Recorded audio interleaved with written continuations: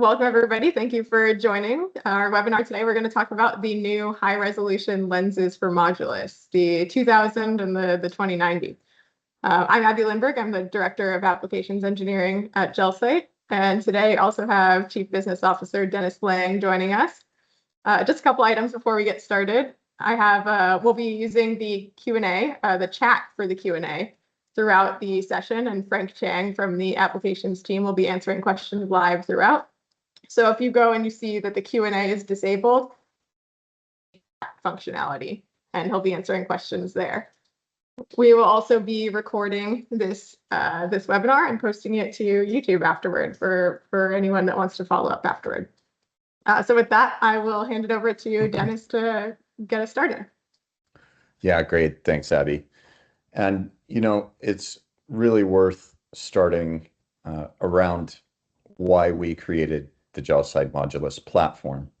And that kind of leads to the product launch we have here today, which was planned before the launch of the original Modulus. We're going to most likely interchange some terms here today, so I'm going to try to say what those are. Colloquially, inside of GelSight, we call the original lenses for Modulus 16mm, which is the diameter of the gel itself. The new lens we are launching here today, or talking about here today, is what we internally call 20mm. The part numbers are L1600 for the straight lens, and you'll hear straight, and L1690 for the 16mm 90. And then for the new lenses, they are the L2000 HR. HR stands for high resolution, which you will certainly see here live when Abby demos, and L2090 HR for those. So with that bit of kind of product housekeeping covered, we'll kind of dive into really what led to the product we launched last year called Modulus, and kind of insinuate what's going to happen in the future, even after what we discussed today. So what we have heard, GelSight's been in this journey for just coming up on 15 years, where we are making these tactile measurement and inspection systems. And what we have heard over the years is, hey, this is really cool, but I can't do a certain thing. So the company went from desktop, benchtop systems, which we have I showed a picture of a couple of webinars ago, to the S1, the GelSight Mobile S1, Series 1 system. Then we launched the Series 2 system, which we'll be talking about today, which we just call GelSight Mobile now. We launched the GelSight Max. And what we've heard as we've launched these successive systems is, hey, this is really cool. Now I can inspect 10 or 20% of my part. Now I can inspect 50. Now I can inspect 70. And it is very difficult to engineer the entire GelSight system. When you're making a probe, you have to design everything from the camera to the optical path, the lenses, the illumination, the gel. They all work as a system, all to meet a particular need, the spec that we're looking to achieve. And of course, there's engineering trades that are part of that. We really wanted to create a platform that would enable us to really quickly innovate with our customers. With the launch of GelSight 16 with the of Modulus, the 16mm Modulus, what we had heard from customers was kind of, hey, we've gone from being able to inspect 50% to 90+% of our engine, in the case of, say, a jet engine, whether it's new production or MRO operations. But the Modulus was always envisioned as a platform that it would allow us to very quickly and less expensively do successive lens launches, so we could bring these breakthrough capabilities to you that would adapt in your systems much more quickly. And today, only 9 months after the launch of a probe, which historically have taken us years to develop, we're giving you an entire new lens system that really effectively turns the Modulus into an entirely different probe. It's the comparison of GelSight Mobile to GelSight Max. So we really wanted to, of course, unchain from the lab with GelSight, get into where the work actually happens, and allow the customer to adapt the probe and the software that they had in situ to the measurement need they had, And there's many different kinds of needs within a typical application that we see with our customers on site every day. So we, of course, with the launch of Modulus and with the access we enabled, very quickly saw Modulus become our number one seller. Today it sells more than the rest of our other products combined. And we're really excited to talk to you about something we think you're going to be very interested in here with the L2000 series lenses.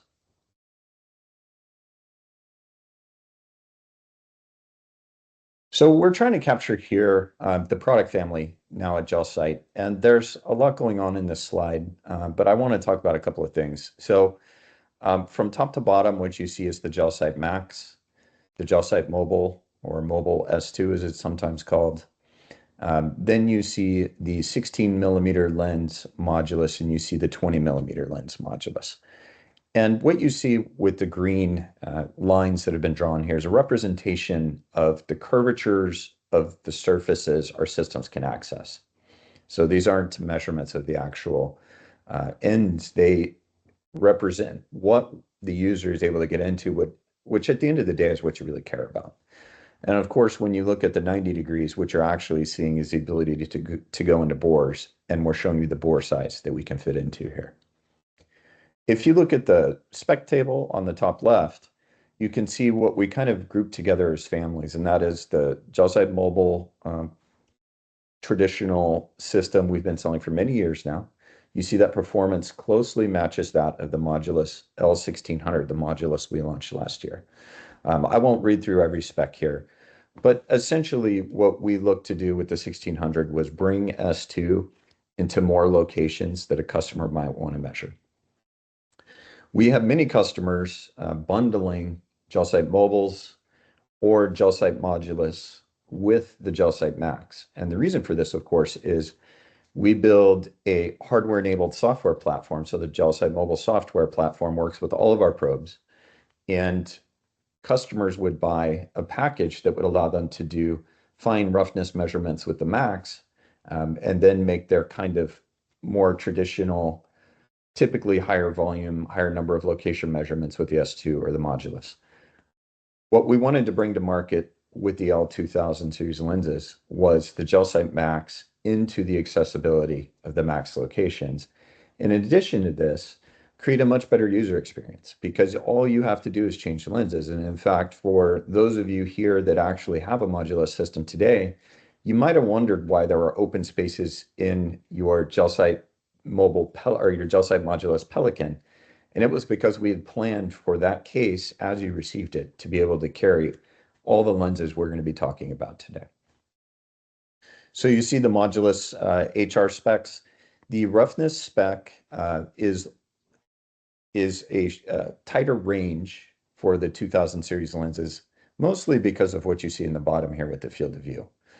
So the field of view doesn't allow you to put as long of an evaluation length, which gets you into a situation where you can actually measure roughness higher than that 10 microns, but it might not be to an ISO or ASTM spec. So if you're willing to accept less evaluation lengths than the spec, which is 5 lengths, then actually the 2000 lenses could do more. But for our specs, we keep it in the range that we can guarantee. One of the really interesting things with the entire new optical system as part of the L2000 development is the XY resolution tremendously improves. So this is new illumination, this is new lenses. In the case of the 90 degree, it's a new mirror, and it's a new gel. And we're able to, even keeping the Modulus body, actually improve on that spec. So it's a really exciting package. So in the next slide, what you'll see is how we actually plan to ship these lenses. So of course, we are going to be selling these lenses as accessories. So we have a significant install base. We did a press release about there's more than 100 Modulus now shipped into the field. Of course, since that press release, we've sold many more Modulus systems. So we want to create a packaging that's friendly to everybody who has a Modulus and would like to buy this package. And then in the future, be able to also store them safely, or maybe add them if they buy a Modulus without them today. We ship these in a rugged Pelican case, which you see here. All the foam inserts in our Pelicans are custom to GelSight. We work with a partner to get these designed to really robustly hold everything in place. As I've mentioned before, the standard Pelican fits under an economy class airplane seat. This Pelican, of course, is smaller because it just needs to carry the lens and the gels. You can see here in the kit the two lenses. You can see the space for 10 gels, which is the standard gel bundle that we recommend customers purchase.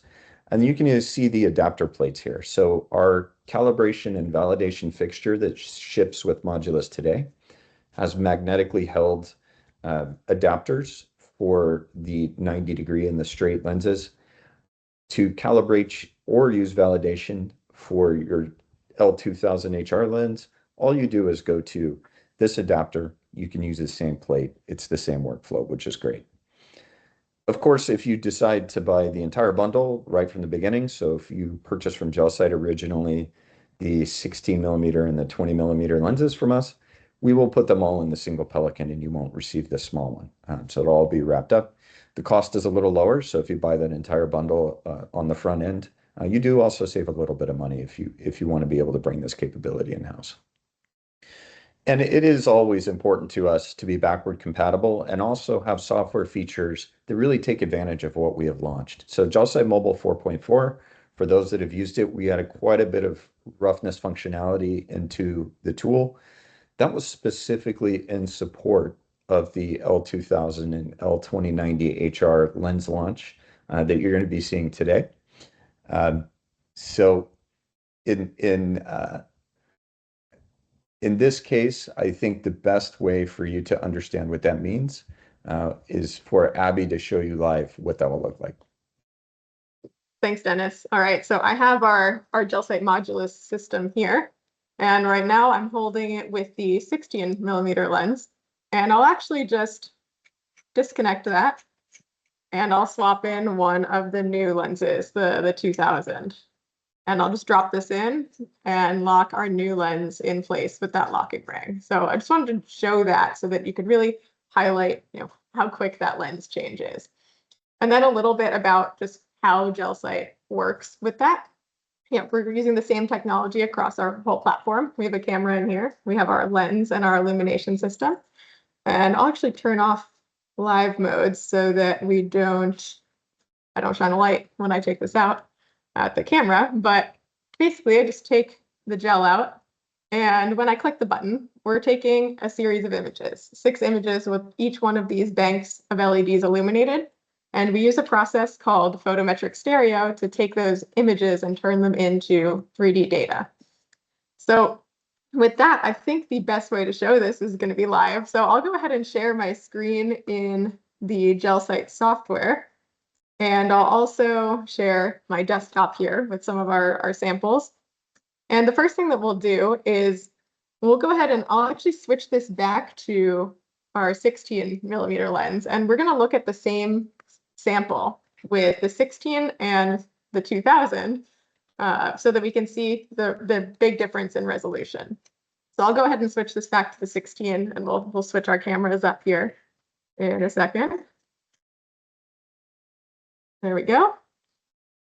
And let's change our camera to my desktop here so you can see that. All right. And now I'll share my GelSight software over here. And as I share this, if you want the GelSight software to be the larger page, go ahead and click on that. But if you want to see the video larger, you can click on that and it'll toggle between which one is the main view here. So here we've got the GelSight software. And I have our 16 millimeter lens attached here. And I'm going to take a look at one of the patches on this roughness comparator plate. And we'll just take a look at what that looks like in live mode. So this one has, an approximate roughness of 16 microinch. And what we're looking at here right now, what you're seeing is primarily the texture on the gel. And this gel and the 16 millimeter lens is really designed for scratches and defects. And the texture in the gel allows for air egress as you're looking at scratches and defects, especially deeper ones. So it really allows for the ease of measuring to the bottom of defects. And I'm just holding the button down and rotating through those images so you can see the surface from different lighting orientations to give you an idea of that. And what I'll do next is I will switch over to the 20mm lens. So I'll just disconnect our 16 here. It's a 20mm versus 2000. So thank you, Dennis, for the announcement at the beginning. All right. So I just switched over to our 20, and I'm going to press this onto the same roughness patch. And I promise this is the same one. It looks significantly different, but what we're looking at really is the higher resolution of this lens. And I'm actually going to click the autofocus button in the software and talk about this briefly, because this is something that's different between the Modulus system and our Max system. So if anyone is, any of our existing customers are familiar with the Max system, the way that we focus that is with basically a hex key and a set screw. So you're doing the manual positioning to focus that lens, but because the Modulus has the autofocus functionality, we can just do that directly in the software now. So I'll actually go ahead and take this scan. I'll click the button. And we can really see really saw the surface texture on this as opposed to the texture of the gel that's used for the other applications. So I'll open this scan up here, and we can take a look at this in 3D. And here's the 3D reconstruction of that surface. So we can really see that crosshatch pattern on this section. I'll jump back over and let's take a measurement here. So if we wanted to measure profile roughness, I can just draw a line here. And maybe I want to do multiple profiles. We can do 5 profiles evenly spaced within, I don't know, 50 thou. And we'll click Analyze. And our output is going to be the average RA, or average of any of the R parameters that we're outputting of those 5 profiles. So this is something that you typically would have needed to do with 5 trace lengths on a stylus. And then we can take this and turn this into our PDF report. And this, you can attach this to whatever system you need to report your data to, and customize the PDF report as well. So what I'll do next is I'll jump back over, and I want to compare 2 different processes. As Dennis mentioned, we have some new R parameters and new S parameters in our software. So we actually saw this in the output here. So a couple new ones at the bottom, and we also have other S parameters that are new. So what I'll do for that, I'll actually take a couple different samples. We've got one of a machined surface here. We'll look at, let me put this in front of the camera. We're going to take a look at this sample here. And I'll take a scan of that. And you can see the machine lines there. And I'll take a scan next of something that was shot peened. So I just have this different texture here.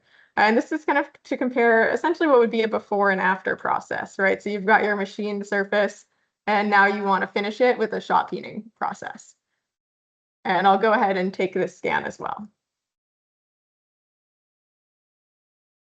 And we'll open up that first scan. We can take a look at it in 3D as well. So here's your 3D reconstruction of that surface. And let's use our surface roughness parameters for this. So this is going to be roughness over area as opposed to roughness along a line.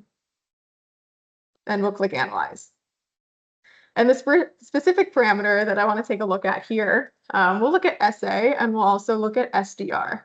So SA is going to be your average roughness. So it's going to be close to the equivalent of RA, but over area as opposed to along a line. And that's that one at the top here. So your average roughness.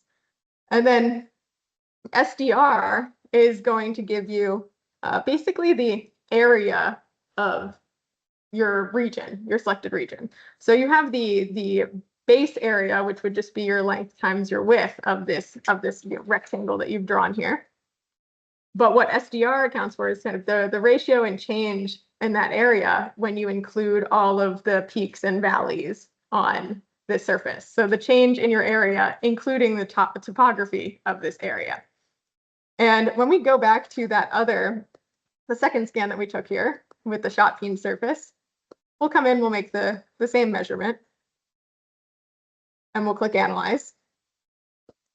And SA, or your average roughness, is actually pretty close to what we had before, maybe a difference of less than, or about 10%. So the SA, or average roughness, pretty close to the average roughness on the part that we were just looking at, but very different surface topographies.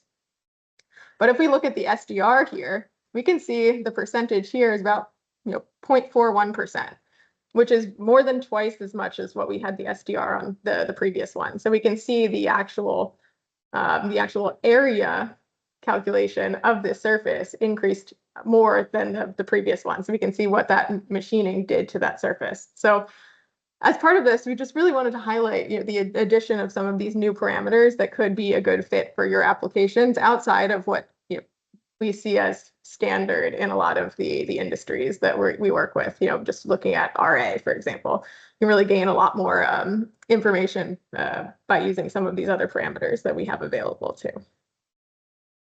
Now for the last scan that I wanted to show, we'll actually switch over to the 90-degree lens here. So we've got our 2090.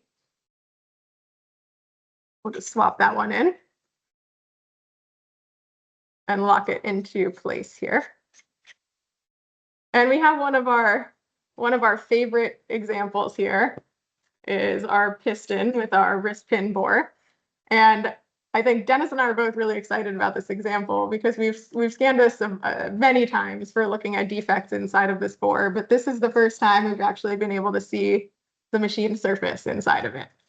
So I'll actually take our 90-degree lens into this channel here, or into the bore, and you can see the machine lines here. I'll actually even autofocus it while we're pressing onto the surface here to see if we can really focus in on that machine texture. But previously, using the 16 millimeter, we did a great job measuring the defects themselves that we see in this bore, but now we can come in and measure the surface finish here. So we'll open the scan up, and I'll show you what this looks like in 3D. And this was kind of the wow moment for me on this one, because this was something we hadn't seen before. Maybe we could have seen these kind of scratches here, but really just need the resolution of these high resolution lenses to see this. So I'll come back over. We'll just do a profile roughness measurement perpendicular to the lay of the surface texture here. And we're getting about 12 microinch for the roughness here. And I'll actually even, let's just set it to 5 profiles so we can see the average, a little bit lower. And we'll turn that into our PDF report here, our customizable PDF report. So with that, I think I'll hand it back to Dennis to talk about kind of summarize the value of GelSight for these types of high resolution applications with restricted access. Yeah, thanks, Abby. And she's absolutely right. When we've scanned that piston bore many times, and you can see actually it's a good, she just clicked it off. Oh. You can see, it's a bronze bushing and a wrist pin goes in here. There's an oil film, and obviously this is a very smooth surface, 12 microinches. With our standard systems and certainly many other techniques you might use to measure that, it would be difficult to see that topography that you see in there. We put the L2090 in there for the first time and just couldn't believe what we saw because we'd never seen it before. And we've had a lot of those holy smokes moments with the 20 millimeter lenses and some of the new roughness parameters that we're doing. And I understand the comment about roughness, but there are so many roughness parameters in the GelSight mobile software at this point that it's a little tricky to be too specific in a conversation like this. But the other one was seeing an SA stay the same, but being able to see the topography change because of a shot peening operation. And really gets to kind of the root of the value of what we have launched here. We can get into bores and measure these things. We can measure very low value roughness and many different parameters that you just can't do with any other tool that's on the market, and especially with the ease that you saw here today.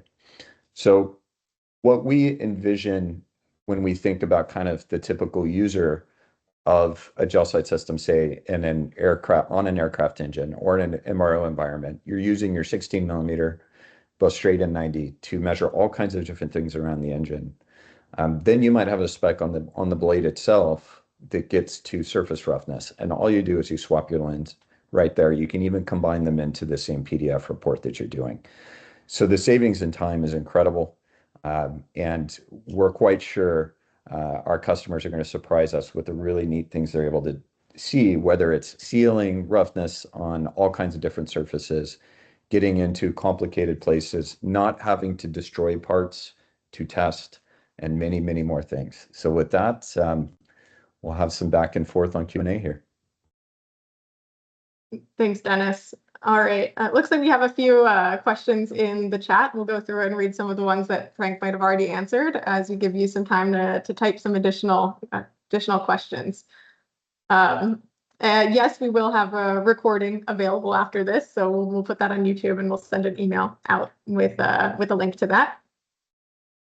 Will this slide deck be shared with the participants on this call? I guess we historically haven't shared it. We've just shared the YouTube link, but Dennis, I don't know if you had a different answer for that, but typically just the YouTube video, and you can access the data from there.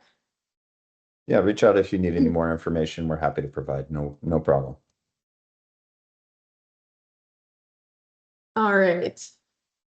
And let's see if we could demonstrate using the system to measure a scratch depth. Let's see. I don't know if I have a good one here with. Let me switch back to the 16 that I have calibrated, and I'll see if I have a sample on the table that we can do that with. As Abby does that, there's certainly plenty of content on webinars doing that exact kind of thing. The Modulus launch video certainly has a lot of it. All right, let's see. I know I don't have my 90 for the 16 here, so I'm looking for something accessible for the other view. Here we go. This one will be good. Let me go ahead and share my GelSight screen again.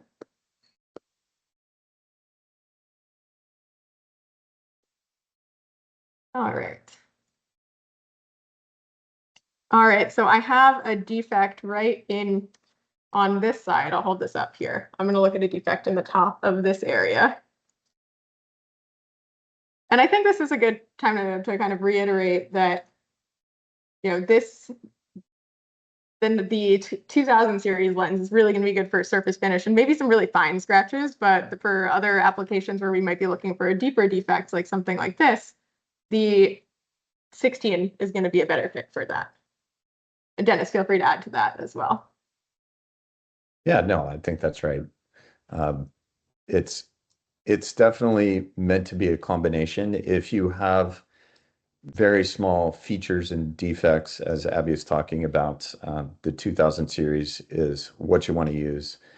When you start seeing deeper things, we're getting into the engineering trades that I talked about in the introduction. So the reason there's more texture on the 16 millimeter gel is, as Abby said, it's for air egress to get deeper into defects with less pressure.